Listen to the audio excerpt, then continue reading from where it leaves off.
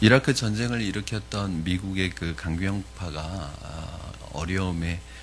큰 어려움에 빠진 일이 있었습니다. 그것은 미군이 이라크에서 군사적으로 밀렸기 때문이거나 졌기 때문이 아니라 군사적으로는 분명히 이라크를 이겼는데 다른 부분에서 좀 문제가 생겼습니다. 그게 뭐냐면 감옥에 갇혀 있던 이라크 포로들을 죄수들을 학대하는 그런 사진이 인터넷을 통해서 이렇게 돌기 시작을 했어요. 그리고 또 한 미군 여성이 그 이라크 그 포로의 목에 줄을 감고 그것을 장난스럽게 이렇게 당기는 모습이 담긴 그 사진이 SNS를 통해서 인터넷을 통해서 전 세계로 이렇게 퍼지면서 미국이 아주 곤란한 입장에 처하게 됐습니다. 그것은 뭐냐면 그동안 미국이 자신들의 전쟁을 일으켰던 정당성이 온전한 것인지를 묻게 하는 그러한 사건이 아닐 수 없었습니다. 아마 그 미군들이 그렇게 이라크 포로들을 학대하고 그렇게 인권을 짓눌렀던 것이 아마 감옥의 한 구석에서 행해진 일이지만 그것이 전 세계 사람들이 다 알 거라고는, 전 세계 사람들에게 다 알려질 것이라고는 누구도 상상하지 못했을 것입니다. 그러나 여러분, 이 세상에 비밀은 없습니다. 감옥 한 구석에서 이루어진 일도 전 세계 사람들이 다 알게 된단 말이죠. 다윗이 두 가지 전쟁의 다윗은 직면에 있었습니다. 하나는 눈에 보이는 전쟁의 직면에 있었고 또 하나는 눈에 보이지 않는 전쟁의 직면에 있었습니다.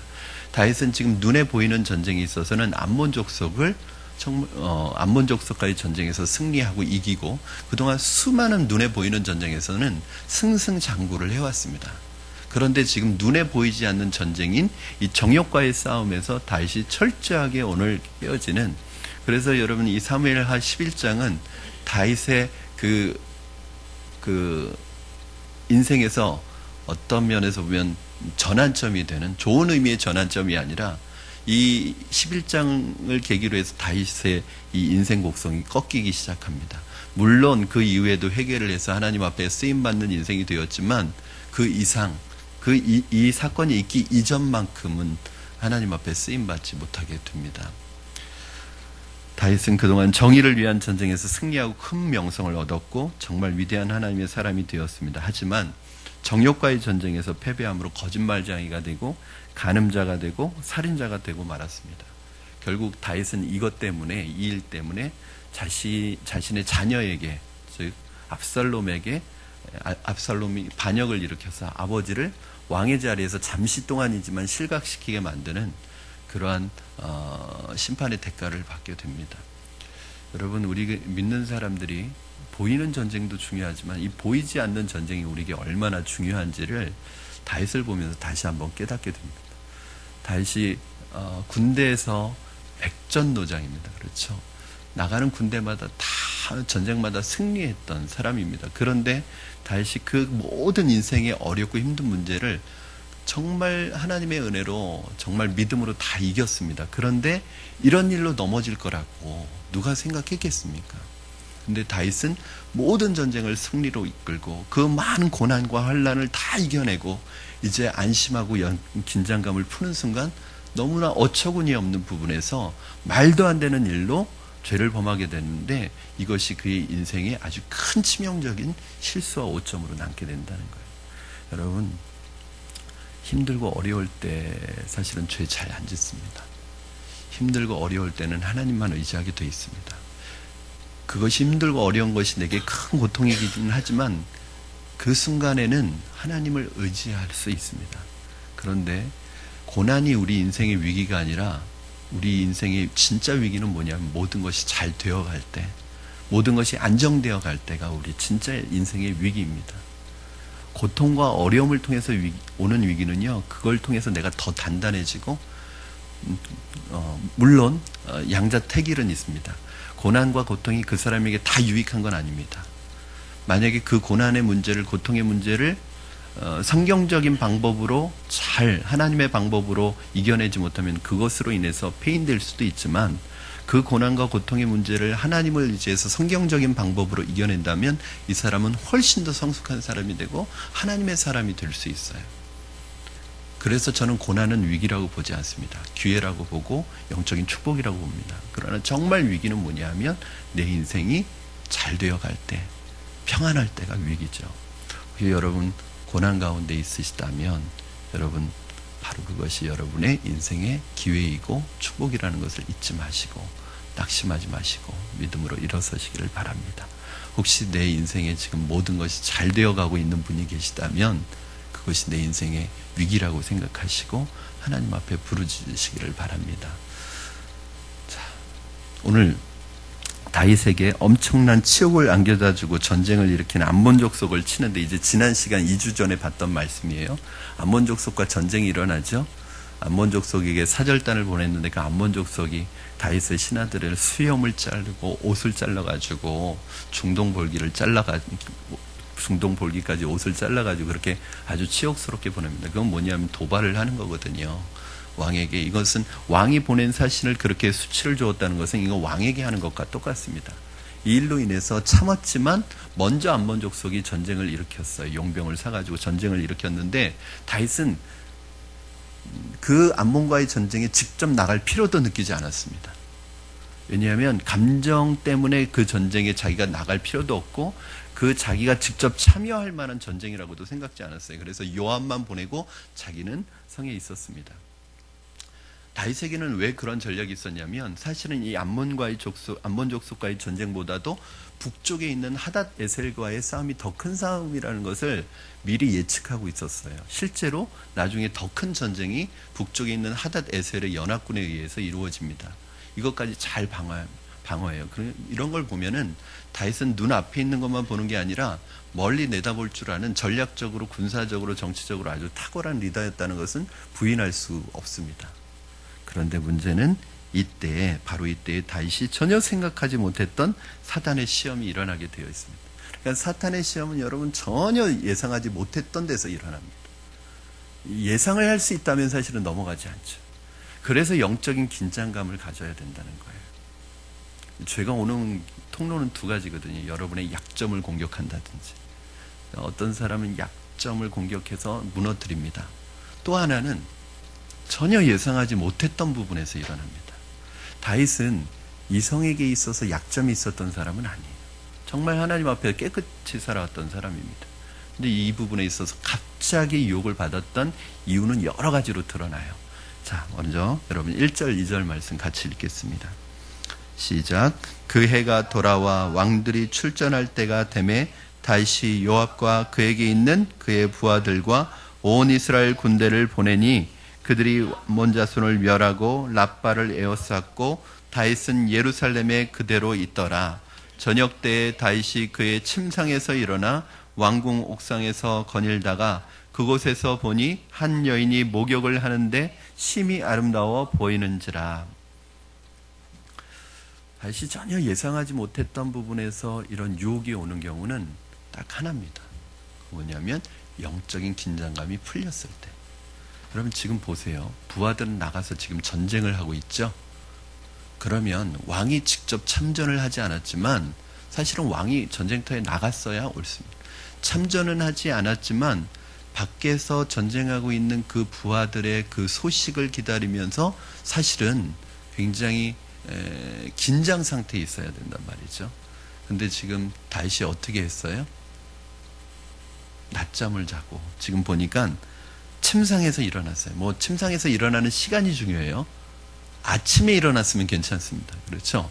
근데 언제 일어나죠? 저녁에 일어났대. 뭐 한 거예요 지금? 이 위중한 시간, 이 중요한 시간에 낮잠 잔 거죠.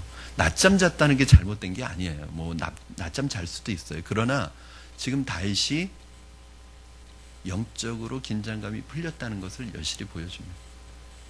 여러분 우리가 영적으로 긴장하지 않으면 안 됩니다.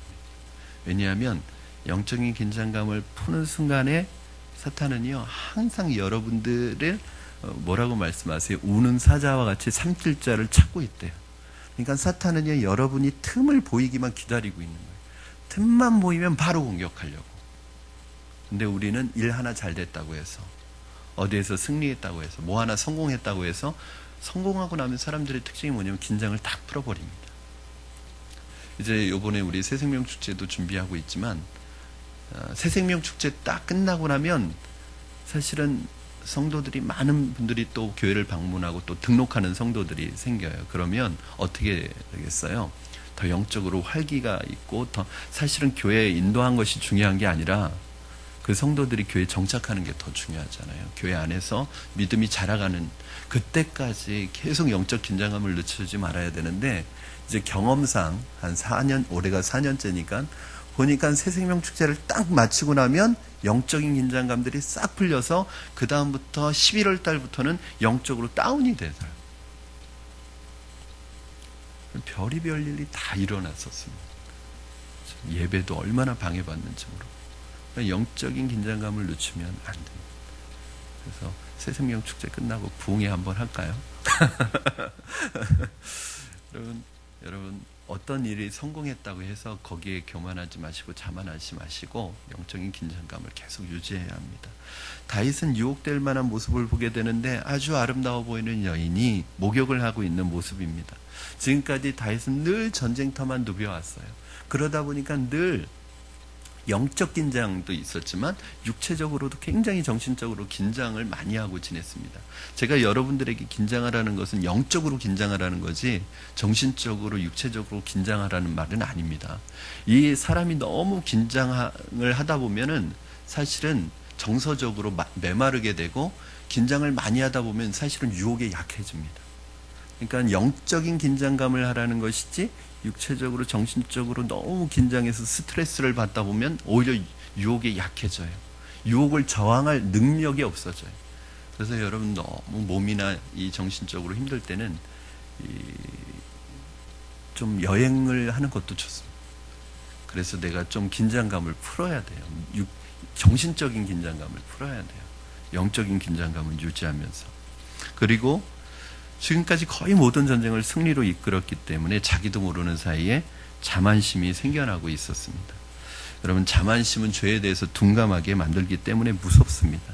마귀는 아마 자만심을 부추기면서 그렇게 말했을 거예요. 야, 네가 지금까지 얼마나 대단한 일을 했느냐. 이거 하나 죄 짓는다고 큰 문제가 될 것 같냐.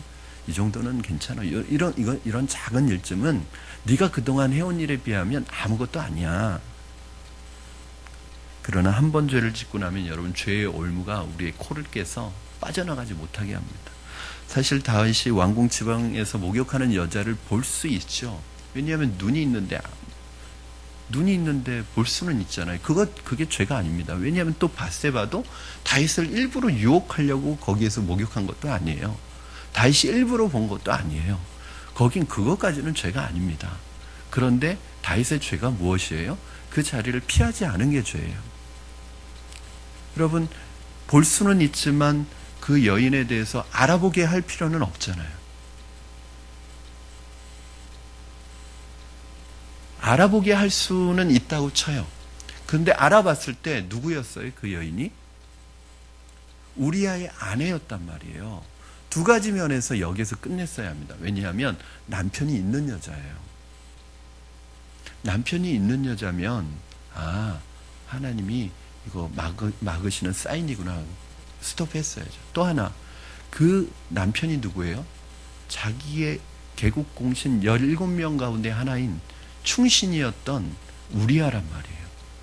내가 사랑하는 정말 내게 충성스러운 부하의 아내이구나. 그럼 이거 하나님의 사인으로 알고 끊었어야 되죠.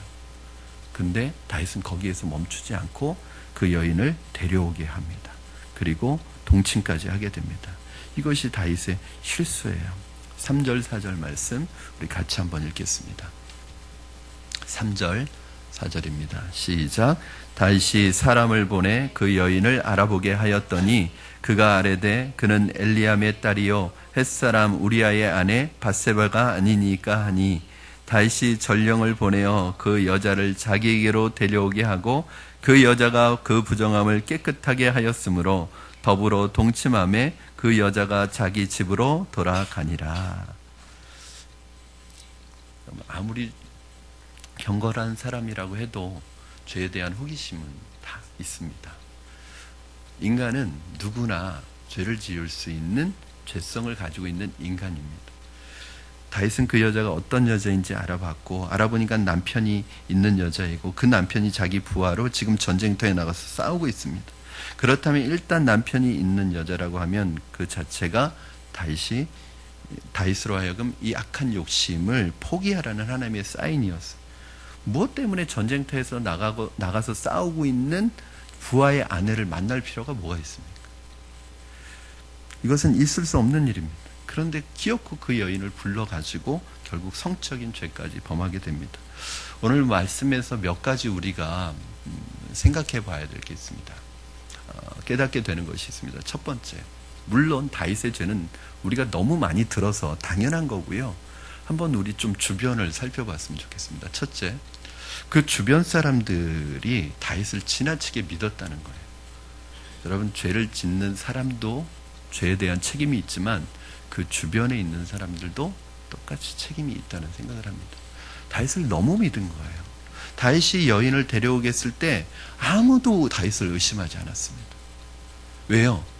그동안 다윗은 정말 하나님의 말씀 하나만 붙들고 정말 신실하게 살아왔던 하나님의 사람이었기 때문에 누구도 다윗을 의심하지 않았어요.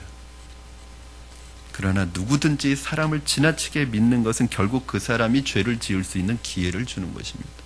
다윗이 지금까지 의롭게 살아온 것은 다윗이 의로워서가 아니라 다윗이 하나님의 은혜에 붙잡혀 있었기 때문이고, 하나님께서 다윗을 은혜로 붙들고 있었기 때문에 지금까지 은혜로 살아온 것이 다윗이 의로워서 그랬던 것이 아닙니다. 그런데 사람들은 누군가 참으로 바른 믿음으로 신앙생활을 하는 사람을 보면 그 사람이 죄를 지을 수 있는 죄인된 육체를 가지고 있는 죄성을 가진 사람이라는 것을 잊어버려요. 그리고 어떻게 하는지 아세요? 절대적으로 믿어버립니다. 마치 어떻게 믿는 줄 아세요? 저 사람 죄를 지을 수 없는 사람인 것처럼 믿어버려요. 저는 이게 무서운 거예요. 사람들이요, 누구를 좋아하기 시작하면, 그 사람을 믿고 신뢰하기 시작하면 그 사람에 대해서 절대적으로 믿습니다. 여러분, 그렇지 않아요. 여러분이 믿고 있는, 여러분이 신뢰하고 있는 그 사람도 언제든지 하나님의 은혜의 자리에서 떠나면 죄 지을 수밖에 없는 연약한 인간이에요. 등잔 밑이 어둡다는 속담처럼 우리는 가장 믿는 사람을 조심해야 합니다. 그리고 아무리 그리스도인들이 하는 일이 서로 불꽃 같은 눈으로 감시해 줄 때 큰 죄를 막을 수 있습니다. 가끔 믿는 사람들도요, 금전을 다루다 보면 유혹을 받을 수 있다는 것을 여러분 기억하시기 바랍니다. 그래서 누구든지 자기의 것과 남의 것을 잘 구별해야 합니다. 내 것이 아니면 아예 쳐다보지도 마셔야 합니다. 내 것이 아니면 손도 대지 마셔야 합니다. 내 것이 아니면 10원짜리 하나라도 가까이 하시면 안 됩니다. 여러분, 자기 부인이 아닌데 남의 부인에게 너무 친절할 필요 없습니다. 자기 부인에게 친절해. 자기 부인에겐 친절하지 않으면서 남의 부인에게 왜 그렇게 친절하냔 말이야. 왜 남의 부인에게 밥을 사주냔 말이야. 여러분, 언젠가 이찬수 목사님이 제가 교회를 정하지 않고 이찬수 목사님 교회에서 예배 드릴 때인데, 이찬수 목사님이 그러더라고요. 좀 심할 정도로 얘기를 하시더라고요. 성가대원들이 끝나고 나서 왜 몰려다니면서 따로 만날 필요가 뭐가 있냐고. 하나님 앞에 찬양하고 예배 드리고 연습했으면 각자 헤어지라고. 왜 그렇게 몰려다니느냐고. 몰려다닐 일이 뭐가 있냐고. 저는 그거 듣고 너무 심한 거 아닌가. 근데 굉장히 주의하는 거죠. 되게 유혹에 빠지는 사람 보면 인정에 약한 사람인 경우가 많습니다. 너무 잘해주려고 하다가 결국 정에 빠져서 죄 짓는 데까지 나아갑니다. 그러니까 이스라엘에는 지게표가 있잖아요. 땅마다 지게표가 있어서 그 지게표를 옮기면 안 됩니다. 경계선이 있는 거예요. 그러니까 이 지게표를 옮기면 그건 하나님 앞에 큰 죄가 됩니다. 그 뭐냐면 내 것과 남의 것을 하나님께서 경계를 세워놓으셨다는 거예요. 여러분, 하나님이 인간을 만들 땐 하나님과 피조물은 경계를 그어놓으셨단 말이에요. 그런데 인간들은 끊임없이 하나님이 세워놓으신 이 창조주와 피조물의 경계를 넘어가려고 그래요. 이게 뭐예요? 교만의 죄죠. 여러분, 아담이 하와가 왜 선악과를 따먹었어요? 하나님처럼 되려고. 왜 루시퍼가 타락한 천사가 되었어요? 마귀가 되었어요? 하나님처럼 되려고. 왜 바벨탑을 쌓던 사람들이 하나님 앞에 심판받았어요? 왜 바벨탑을 쌓았어요? 하나님처럼 높아지려고. 하나님이 세워놓으신 경계를 자꾸 넘어가려고 그러는 거예요. 하나님과 우리 사이에만 경계가 있는 게 아니라 하나님은 우리를 지켜주시기 위해서, 보호해 주시기 위해서 보이는 경계, 보이지 않는 경계를 우리의 삶에 많이 그어놓으셨습니다. 여러분, 그거는 넘어가면 안 되는 거예요. 내 아내와 남의 아내를 구별하지 못하면 안 되는 거예요. 내 돈과 남의 돈을 구별하지 못하면 안 되는 거예요. 그러나 문제는 누구든지 죄 지을 수 있는 가능성을 다 가지고 있다는 것을 놓치면 안 됩니다. 목사님은 괜찮겠지. 전도사님은 괜찮겠지. 아, 저분은 인격적으로 존경받는 분이니까 괜찮겠지. 여러분, 그렇지 않아요.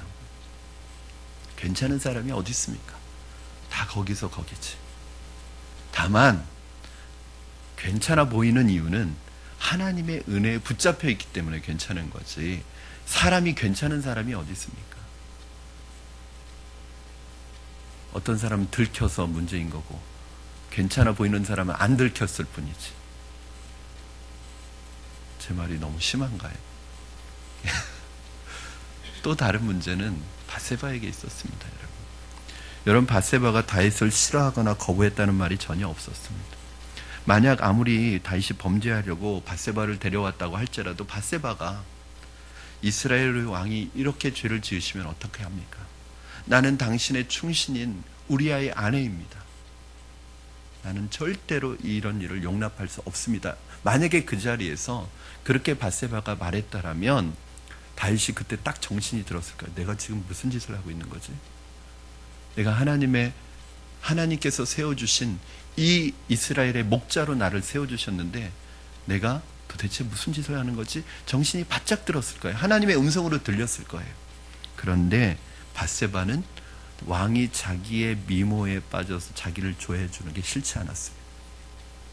이게 밧세바의 허영심이에요. 결국 다윗의 그 정욕과 밧세바의 이 허영심이 합해져서 자신의 남편 우리아의 생명을 빼앗게 됩니다. 이것을 보면 신앙의 훈련은 긴 시간 통해 받지만 죄를 짓는 건 한순간이구나. 마치 우리 아이들이 오랜 시간 시험 준비를 하지만 시험의 결과는 시험지 한 장으로 결론이 나는 것과 마찬가지로 여러분, 지금 다윗이 그 오랜 세월 동안 신앙의 훈련을 얼마나 혹독하게 받아왔습니까? 그런데 이렇게 한순간에 무너질 수 있습니까? 그게 바로 영적 전쟁이에요, 여러분. 여러분이 오랫동안 제자 훈련 받고 사역 훈련 받고 무슨 훈련을, 어떤 훈련을 받아오고 어떤 시련 속에서도 다 이겨냈다고 해도 끝까지 정신 차리지 않으면 한순간에 무너질 수 있는 게 우리입니다. 여러분, 결국은 죄도 한순간이지만 믿음도 순발력이 있어야 돼요. 한순간에 덮치는 이 죄의 유혹을 승리할 수 있어야 합니다. 여러분, 다윗이 몇 번 죄를 물리칠 기회가 있었다고 말씀드렸습니다. 여인을 보았더라도 여인에 대해서 알아보지 않았으면, 알아봤더라도 알아봤을 때 우리아의 아내였을 때 데리고 오지 않았다면, 데리고 왔더라도 그 여인과 동침하지 않았다면 얼마나 좋았겠습니까? 그런데 이 죄라는 것은요, 여러분, 딱 코를 한번 딱 죄가 처음 우리에게 유혹을 할 때 이렇게 얘기해요. 한 번만, 딱 한 번만. 그런데 딱 한 번 하면 코를 딱 꿰가지고요 계속 끌고 다니는데 점점 심해집니다. 아주 죄에 중독되도록 만듭니다. 이제 성경에 보면 그런 말씀이 있어요. 시편 1편 1절 말씀 한번 여러분 자막을 통해서 보시도록 하겠습니다. 시편 1편 1절 같이 읽겠습니다. 왜 자막이 빨리 안 나오는 거 뭐죠? 자, 같이 읽겠습니다. 시작. 복 있는 사람은 악인들의 꾀를 따르지 아니하며 죄인들의 길에 서지 아니하며 오만한 자들의 자리에 앉지 아니하고. 자, 여러분 보세요. 이제 복 있는 사람들은 죄를 멀리한다는 것인데 첫 번째는 세 가지가 나옵니다. 악인의 꾀에 따르지 않고 죄인의 길에 서지 않고 오만한 자의 자리에 앉지 않는데요. 죄는 처음에 어디에서 시작하죠? 생각에서 시작이 됩니다. 그렇죠? 근데 이 생각이 죄에 들어와서 그 생각이 어떻게 되냐면 행동으로 옮겨지는 거예요. 그러면 어디에 서게 돼요? 죄의 길에 딱 들어서게 됩니다. 그런데 죄의 길에 들어서는 것이 반복되다 보면 어떻게 돼요? 그 오만한 자의 자리에, 이 죄의 자리에 완전히 눌러 앉는단 말이죠. 이게 뭐냐면 중독돼 버린다는 거예요. 그래서 죄는 처음이 중요합니다. 첫 단추를 잘 꿰야 합니다. 우리에게 어떠한 부분에 있어서 죄가 유혹해서 이번 한 번만, 이거 아무것도 아니야, 야 이건 죄도 아니야, 이때가 중요합니다. 성경에서는 뭐라고 그래요? 죄는 모양이라도 버리라고 말씀합니다. 그게 크고 작은 거 아무 문제가, 그건 아무 상관없습니다. 여러분 큰지 작은지 10번 짓는지 한 번 짓는지 그 아무 상관없습니다. 지으면 다 죄인 거예요. 이때 여러분 이 생각에서부터 딱 끊어야 되거든요.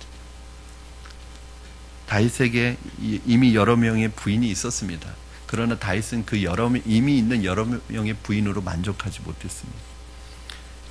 게다가 한 번의 죄는 죄의 열매를 남겼는데 이 밧세바의 불륜의 관계로 인해서 임신을 하게 됐어요. 자, 5절 말씀 같이 읽겠습니다. 시작. 그 여인이 임신함에 사람을 보내 다윗에게 말하여 이르되 내가 임신하였나이다 하니라. 우리가 알아야 할 것은 죄에는 완전 범죄가 없습니다. 마귀가 우리를 유혹할 때 가장 상투적으로 쓰는 방법은 뭐냐면 아무도 모르기 때문에 절대로 들통날 일이 없다고 안심시킵니다. 그리고 딱 한 번만 죄를 짓고 손 씻으면 아무 일 없이 끝날 것이라고 유혹합니다. 무서운 것은 죄의 중독성입니다. 게다가 중독이 된 것을 끊으면 금단 현상이 나타나거든요. 한 번 여러분 죄에 중독되면 그걸 끊어버리기가 쉽지 않습니다. 그 죄를 끊으려면 목숨을 걸고 죽음을 각오하고 싸우지 않으면 끊어지지가 않아요. 그러니까 그 첫 단계가 굉장히 중요합니다. 다윗이 인간이기 때문에 신하의 아내를 마음속으로 잠깐 좋아할 수는 있죠. 뭐 인간이니까. 그러나 내가 남의 아내를 사랑하면 안 된다, 여기서 계속 유혹을 받을 수 있겠나, 내가 이래서는 안 된다 했으면 다시 했어야 되는 게 있는데 바로 그 자리를 피했어야 합니다.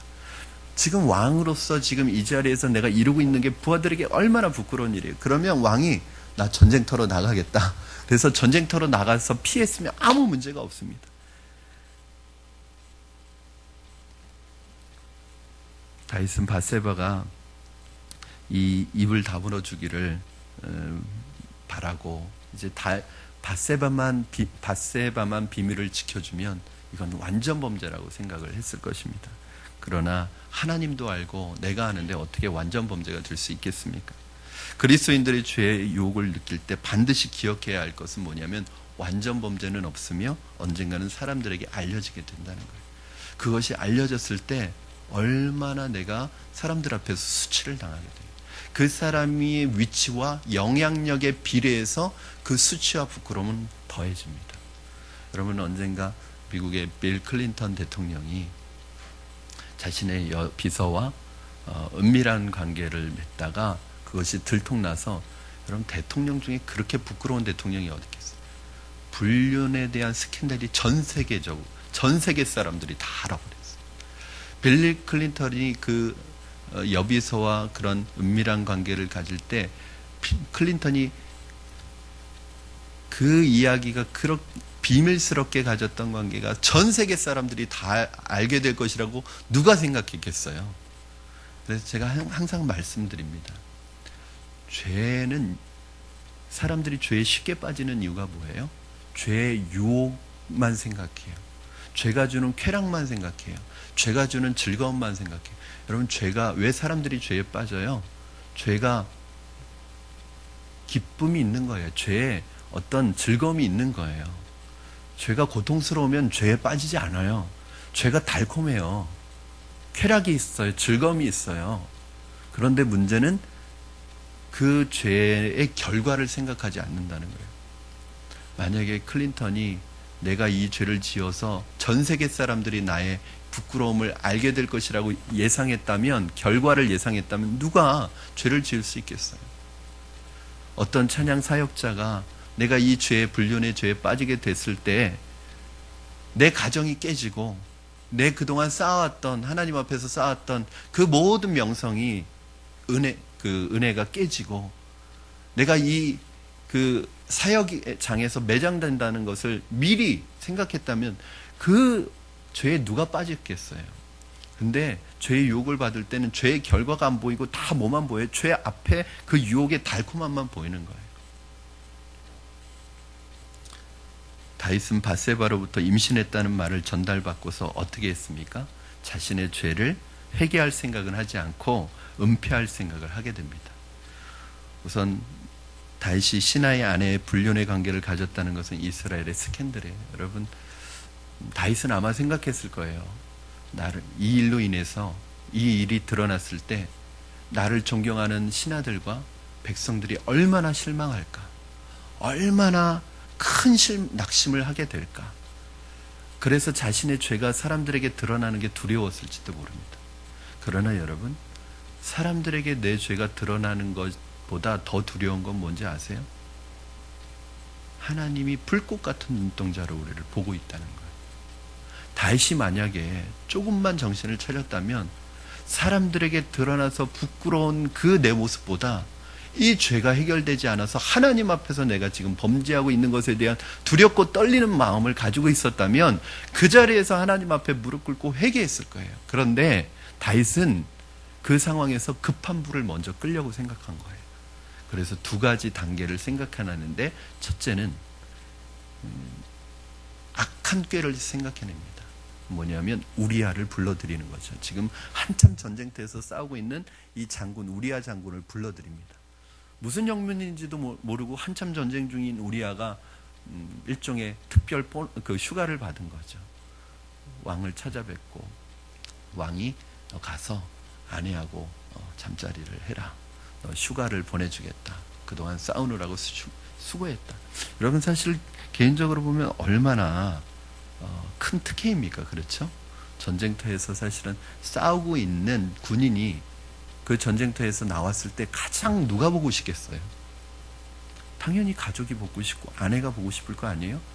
아마 다른 사람 같았으면 단숨에 감사합니다 하고 단숨에 달려갔을 거예요. 그런데 우리아는 그렇게 융통성 있는 사람이 못 되었습니다. 너무 정직한 사람이고 너무 충성스러운 사람이었기 때문에 이 계획이 실패로 돌아갑니다. 6절에서 8절 말씀 여러분 같이 읽겠습니다. 시작. 다윗이 요압에게 기별하여 햇사람 우리아를 내게 보내라 하매 요압이 우리아를 다윗에게로 보내니 우리아가 다윗에게 이르매 다윗이 요압의 안부와 군사의 안부와 싸움이 어떠했는지를 묻고 그가 또 우리에게 이르되 내 집으로 내려가서 발을 씻으라 하니 우리아가 왕궁에서 나가매 왕의 음식물이 뒤따라 가니라. 왜 너 집에 가서 앉았니? 그랬더니 왕의 음식물과 함께 보냈는데 다음날 보니까 성문 앞에서 자고 있는 거예요. 너 왜 집에 가서 앉았냐고 물어봤더니 여호와의 법궤가 진중에 있고 모든 이스라엘 백성들이 지금 전쟁터에서 싸우고 있는데 어떻게 자기 혼자 집에 가서 먹고 마시고 아내하고 즐거운 시간을 보낼 수 있겠느냐는 거예요. 우리아는 답답할 정도로 융통성이 없고 정직했습니다.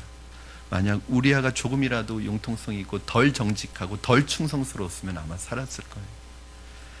사실 이 정도가 되면 여러분, 이 말을 들었을 때 다윗이 감동을 받았어야 됩니다. 그렇죠? 야, 내가 이렇게 충성스러운 신하가 내게 있는데 내가 정말 죄를 지었구나.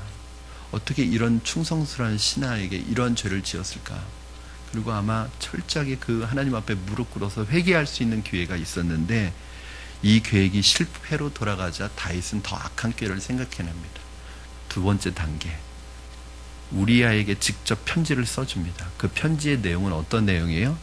요압에게 이 편지를 갖다 주라고 했는데 그 편지에는 이렇게 써 있습니다.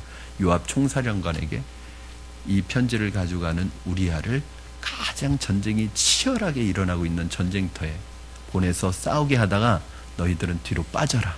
우리아를 놓고. 그래서 그 전쟁터에서 죽게 하라는 밀서를 보냅니다. 여러분, 다윗이 왜 악한 줄 아세요? 부하의 충성심을 이용해서 그를 죽였습니다. 만약에 다윗이 이 우리아가 충성스러운 신하라는 것을 믿지 못했다면 이런 편지를 그 손에 들려보냈겠어요? 믿지 못했으면 아마 이 우리아가 중간에 가다가 이 편지를 볼 사람이라면 아마 안 들려보냈을 거예요. 그러나 다윗은 우리아가 충신이기 때문에 절대로 이 편지를 볼 리가 없다고 생각한 거예요. 그 부하의 충성심을 이용해서 오히려 살인의 현장으로 이 부하를 내모는 이 다윗의 악한 모습. 자, 14절 15절 말씀 같이 읽겠습니다. 시작. 아침이 되매 다윗이 편지를 써서 우리아의 손에 들려 요압에게 보내니 그 편지에 써서 이르기를 너희가 우리아 싸움에 앞서 두고 너희는 뒤로 물러가서 그로 맞아 죽게 하라 하였더라. 이 편지를 받고 요압이 다윗의 바르지 못한 그 지시를 충실하게 시행합니다. 그 이유는 왕의 신임을 받으려면 이러한 은밀한 지시를 잘 수행해야지 왕의 신임을 받을 수 있다는 것을 요압은 알아요. 여러분, 요압이요, 다윗에게 있어서 필요악입니다. 사실은 그래서 나중에 다윗이 유언을 할 때 자기 아들에게 유언을 하고 왕위를 물려줄 때 유언으로 남겨준 게 있어요. 너 요압을 꼭 죽여라. 요압은 어떤 사람이냐 하면 다윗의 최측근입니다. 최측근이면서 뭐예요? 다윗의 모든 죄와 모든 약점을 다 알고 있는 사람이에요. 그러니까 다윗도요, 나중에 가면 요압을 함부로 못합니다. 왜 그런지 아세요? 약점 잡힌 거예요. 요압은 그러한 것을 그동안 다 수행해온 사람이에요. 요압은 이런 좋지 못한 일을 시키기에는 너무나 적합한 사람이었습니다. 요압이요, 이제 암몬 족속과 싸우고 있으면서 가장 치열한 곳으로 우리아를 보냅니다. 그리고 나중에 우리아만 놔두고 그 전쟁터에서 빠져나옵니다. 결국 우리아는 죽게 되죠.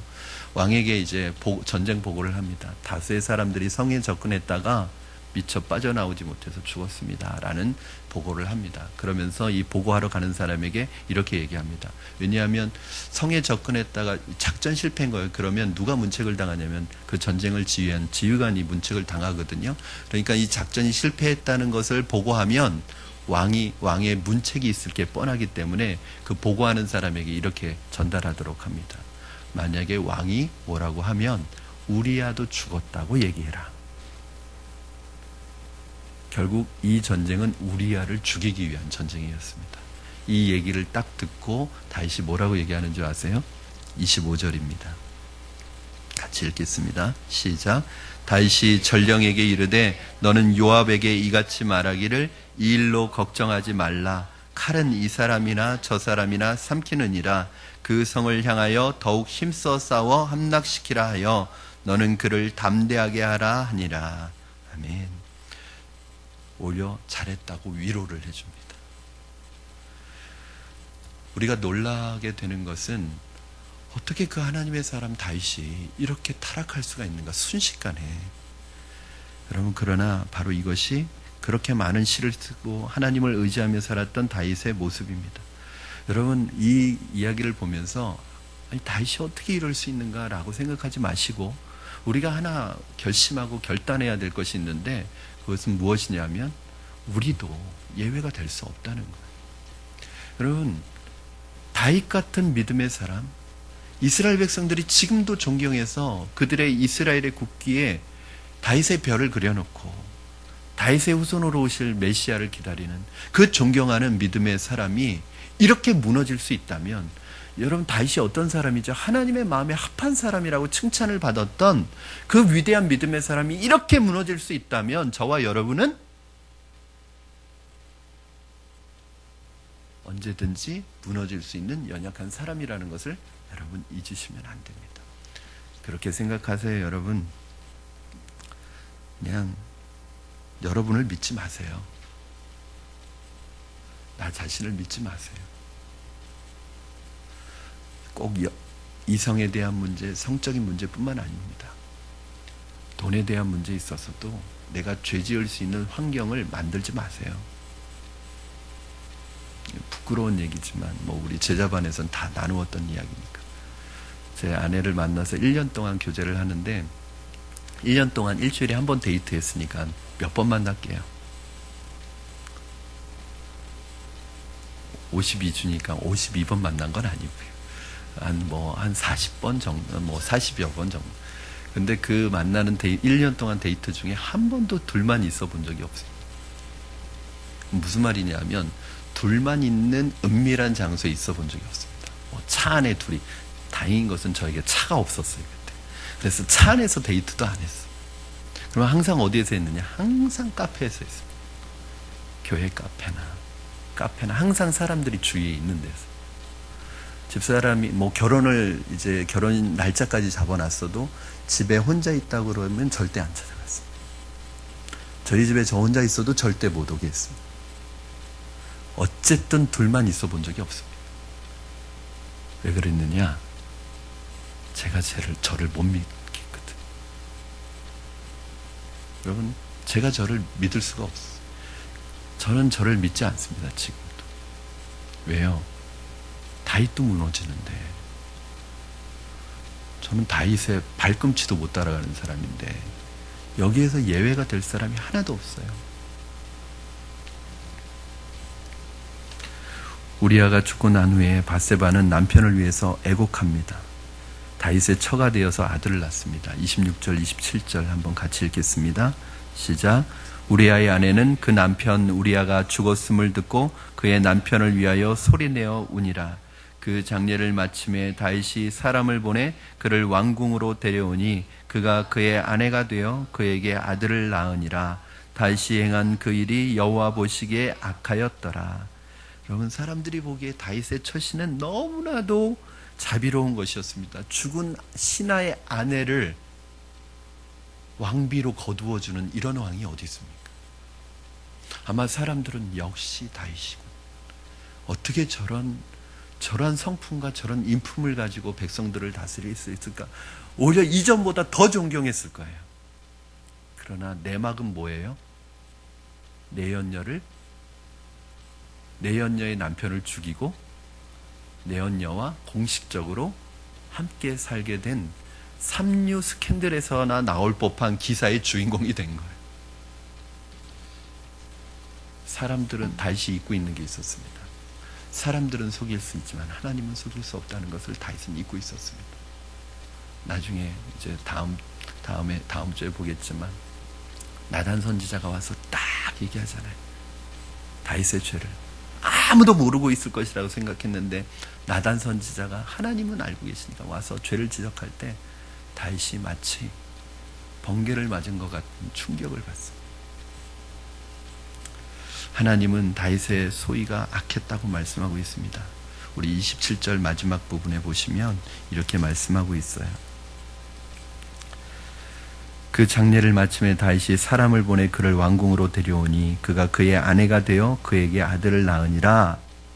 다윗이 행한 그 일이 여호와 보시기에 악하였더라.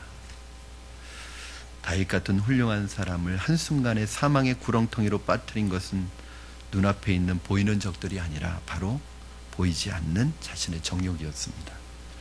사실 삼손과 같은 하나님의 사람을 망하게 한 것도 눈에 보이는 블레셋이 아니라 그 연약한 여인 드릴라였습니다. 그러므로 훌륭한 일을 많이 하는 것보다 더 중요한 것은 여러분 자기 자신을 지키는 것입니다.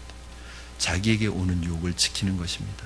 많은 일을 하거나 너무 잘 하려고 하는 것보다 자신의 경건을 지키는 것이 더 중요합니다. 왜냐하면 하나님은 깨끗한 그릇을 사용하시기 때문에. 우리는 일단 자기 자신이나 자기의 돈이 아니면 남의 돈은, 남의 사람은, 남의 것은 쳐다보지도 말고 가까이 하지도 말고 만져서도 안 됩니다. 그 첫 유혹이 중요합니다. 그걸 이겨내야 합니다. 그 첫 유혹에 넘어가면 그 다음부터는요, 마치 딱 갈고리에 끼어서 죄가 원하는 대로 계속 끌고 갈 수밖에 없습니다. 왜냐하면 죄의 특징이 뭐냐면 여러분, 딱 그 죄를 짓고 나면 그 죄를 은폐하기 위해서 더 큰 죄를 짓습니다. 또 그 죄를 은폐하기 위해서 더 큰 죄를 짓습니다. 거짓말이 왜 나쁘냐면 이 거짓말 한 번 한 게 아무것도 아닐 수 있어요. 그런데 이 거짓말을 무마하기 위해서 또 더 큰 거짓말을 하고, 이 거짓말보다 더 큰 거짓말을 하고, 그렇게 죄는 점점 커가는 거예요. 말씀을 정리합니다, 여러분. 죄는요, 사자나 호랑이보다 더 무서운 것입니다. 아예 요셉처럼 도망쳐서 유혹을 받을 기회 자체를 가지지 않는 것이 좋습니다. 그리고 너무 내 자신을 믿지 마십시오. 여러분 자신을 믿지 마시고, 내 자신이 언제든지 하나님의 은혜의 손길이 아니면, 하나님의 은혜를 떠나면 언제든지 넘어질 수 있는 연약한 존재임을 기억하시고 하나님만 믿으시기 바랍니다. 하나님의 은혜만 붙드시기 바랍니다. 그래야 살 수 있습니다. 여러분이 내가 이 정도면 신앙생활 하지, 그래도 이 정도면 내가 다른 사람보다 낫지 생각하는 그 순간에 넘어지게 되어 있습니다. 어느 정도 여러분 언제나 경계를 가지고, 영적 긴장감을 가지고 나 자신을 돌아보고 하나님을 더 의지하며 나아갈 때 어떠한 요구로부터도 이겨내시고 승리하시는, 그래서 하나님 앞에 놀랍게 은혜롭게 계속해서 쓰임받는, 한 번 쓰임받고 버림받는 것이 아니라, 한 번 쓰임받고 뒤처지는 것이 아니라, 한 번 쓰임받고 하나님의 역사의 무대에서 사라지는 것이 아니라 계속해서 하나님 앞에 쓰임받아 가시는 여러분 되시기를 주님의 이름으로 축원합니다. 우리 이 시간에 기도하겠습니다. 기도하실 때 우리 오늘 주신 말씀 붙들고 3가지 기도 제목 드리겠습니다. 이렇게 기도했으면 좋겠습니다. 하나님, 누구도 죄의 유혹에 대해 예외는 없습니다. 선줄로 생각하는 자는 넘어질까 조심하라고 말씀하셨습니다. 날마다 주님의 은혜에 내가 붙들려 있지 않으면 우리는 살아갈 수 없는 연약한 존재입니다. 오늘도 우리에게 필요한 주님의 은혜를 부어주시옵소서. 오늘도 내가 주님의 은혜의 손길에 붙들려 살게 하시고, 오늘도 주님의 은혜가 나를 떠나지 않게 하여 주시옵소서. 2번째, 육체의 정욕에 유혹을 받을 때 요셉처럼 피할 수 있게 하시고, 죄를 지을 수 있는 환경과 상황을 미리 예측해서 아예 만들지 않을 수 있는 지혜로움을 우리에게 허락하여 주시옵소서. 하나님, 경계의 선을 지킬 수 있게 하여 주시옵소서. 내 것이 아닌 것을 쳐다보지도 말게 하시고, 마음에 두지도 말게 하시고, 가까이 하지도 말게 하시고, 내게 있는 것으로 만족하며 그것으로 감사하며 살아가는 믿음의 사람, 하나님의 사람 되게 하여 주시옵소서. 그렇게 우리의 연약함을 주님 앞에 고백하며, 하나님 우리를 주의 은혜의 손길로 붙들어 달라고 우리의 연약함을 고백하며 결단하며 기도하시겠습니다.